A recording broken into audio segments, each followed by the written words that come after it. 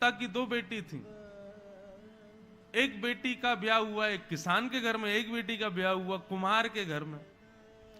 पिता अपनी दोनों बेटियों की सुध लेने गया तो बड़ी बेटी के पास गया तो किसान के घर में थी। पिता ने कहा बेटी तुम ठीक हो? बोले हाँ पिताजी बस सब ठीक हैं, बस फसल बढ़िया हो जाएगी, थोड़ी बरसात हो जाए, आप प्रार्थना करो इंद्र देवता बरस जाएं, खूब बारिश हो झमाझम, हमारी फसल बढ़िया हो जाए, धान अच्छा हो जाएगा। बोले हाँ बेटा मैं प्रार्थना करूंगा, भगवान खूब वर्षा करो, मेरी बेटी की खेती बाड़ी खूब बढ़िया चले। छोटी बेटी के पास गए, वो कुम्हार के घर में जन्मी, उसका ब्याह हुआ तो वहां जाकर के थोड़ी देर बैठ के बोला बेटी तुम ठीक हो? बोला हाँ पिताजी बस ठीक हूं, अभी अभी 500 घड़े तैयार हुए हैं, बस भगवान से प्रार्थना वर्षा नहीं हो जाए, खूब ठीक दोपहरी धूप पड़े ताकि हमारे मटके पक जाएं, अच्छी बिकाई हो तो घर चले। पिताजी आप प्रार्थना करना है भगवान वर्षा ना हो तो मेरी छोटी बेटी का घर बढ़िया चलेगा। पिता क्या करे? यदि वर्षा की कामना नहीं करे तो बड़ी बेटी का घर बर्बाद हो रहा है, और वर्षा की कामना करे तो छोटी बेटी का। विपरीत स्थिति किसी का यदि अनहित कर रही है तो किसी हित के लिए भी हुई है। हम सबकी लाइफ में एक ऐसा फेज आता है जहां पर हम टूट जाते हैं, जहां पर लगता है कि अब संभलना मुश्किल है हमारा।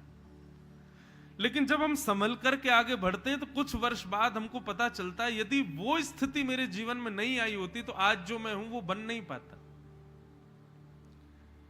अभी मेरी कथा भरतपुर में, तो वहां एक परिवार, एक भैया मुझसे मिले, उन्होंने मुझे एक बात बताई, अच्छे अब संपन्न हैं, उनका बढ़िया काम कारोबार सब बढ़िया चल रहा है, लेकिन उन्होंने कहा महाराज जी मैंने अपने बाल्यकाल में बहुत दुविधाएं देखी। मेरी मां बहुत छोटी उम्र में मुझे छोड़ के चली गई, पिता छोटी उम्र में चले गए, मां कुछ समय बाद चली गई, छोटे भाई बहनों का लालन पालन सब मैंने किया। उस समय मैं बहुत कोसता था कि हे भगवान आपने कैसा जीवन दिया मुझे, मेरी उम्र के बच्चे खेलते हैं और मैं यहां जिम्मेवारियां संभाल रहा हूं अपने भाई बहनों की। लेकिन महाराज जी आज मैं धन्यवाद करता हूं भगवान को। क्यों? क्योंकि यदि मैंने वो बचपन में नहीं सहा होता तो आज मैं जो बन गया हूं वो कभी नहीं बन पाता। और ये केवल एक व्यक्ति का जीवन नहीं, हम सबका जीवन ऐसा ही है। विपरीत स्थिति सिखाने के लिए आती है जीवन में।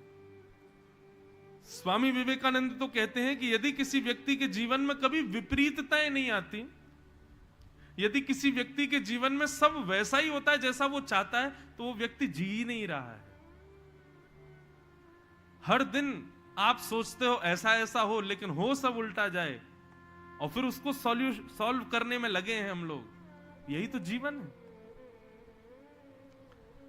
जो लोग भक्ति के लिए ये सोच रहे हैं कि गृहस्थाश्रम में कैसे हो सकती है, पत्नी बच्चे परिवार सबको देखते हुए हम भक्त कैसे बन सकते हैं, तो भक्त बनने के लिए अगर आप ये सोच रहे हो सन्यासी होना जरूरी है, सब छोड़ना जरूरी है, सबका त्याग करना जरूरी है, तो माफ कीजिए अनुकूलताओं में तो कोई भी भक्त बन जाएगा। भक्ति तो वही है जहां प्रतिकूल अवस्था में तुम बन के दिखाओ। माता जी भी सीए, पिताजी भी सीए, भाई भी सीए, बहन भी सीए, सब लोग सीए ही सीए घर में, तो फिर निश्चित है कि वो भी सीए बन ही जाएगा। लेकिन पिताजी का अलग प्रोफेशन, माँ का अलग है, पत्नी अलग, बच्चे अलग, भाई भाई सब अलग, और उसमें तुम कुछ बन के दिखा गए जो कोई नहीं है, वो तुम बन गए, तो तुम्हारी ज्यादा दाद देनी पड़ेगी कि हाँ ये तुमने करके दिखाया। अधिकतर मैं देखता हूं डॉक्टर घरों में सब डॉक्टर ही होते हैं। दादाजी भी डॉक्टर थे, वैद्य थे, पिताजी डॉक्टर, मां भी डॉक्टर है, बड़ी बहन भी डॉक्टर है, छोटा भाई भी डॉक्टर है, बड़ी बहन के पतिदेव जीजाजी भी डॉक्टर है। आप क्या कर रहे हो? मैं भी पढ़ाई कर रहा हूं, डॉक्टर ही बनूंगा। डॉक्टर बन गए, अब ब्याह करना है। बोले क्यों नहीं कर रहे, इतनी उम्र हो गई? नहीं, पत्नी डॉक्टर ही चाहिए। सब डॉक्टर ही डॉक्टर बन जाएंगे तो निश्चित है कि उसमें वंश में आगे जो भी आएगा वो भी बन जाएगा। जो डॉक्टर बनना एक सामान्य परिवार के लिए बड़ी कठिनाई का विषय होता है, लेकिन सब डॉक्टर हों तो वहां डॉक्टर बनना बहुत इजी हो जाता है। ऐसे ही बंधुओं, जो लोग कहते हैं कि हम भक्त बनने के लिए भक्ति जैसा माहौल होना चाहिए, गलत कहते हैं। माहौल में तो सब बन जाते हैं, बन के तो तब दिखाओ जब माहौल ना हो और आप भक्त बनो। राक्षस कुल में जन्म लिया प्रहलाद ने, भगवान खंबे से नृसिंह बन के प्रकट हो गए प्रहलाद के लिए। क्यों? क्योंकि विपरीत स्थिति है, प्रतिकूलताएं हैं।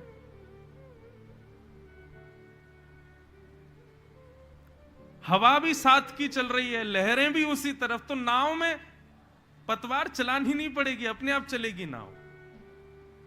लेकिन मेहनत तो नाव में तब होती है ना जब हवा उल्टी हो और लहरें भी उल्टी हो, तब केवट को जोर लगाना पड़ता है नाव को आगे पहुंचाने के लिए। और ऐसी विपरीत स्थिति में जब वो नाव निकालता है तो नाव में बैठे हुए लोग उसको धन्यवाद कहते हैं।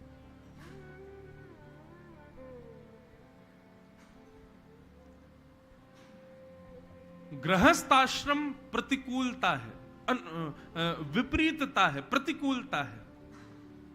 और उस गृहस्थ आश्रम में भजन करना ये हमारे लिए चुनौती है। लेकिन यदि हम गृहस्थ आश्रम में रहते हुए भी भजन कर लें तो ठाकुर जी को शायद सन्यासी, विरक्त, वैरागी इतने प्रिय नहीं होंगे जितना प्रिय वो गृहस्थ आश्रमी हो जाएगा।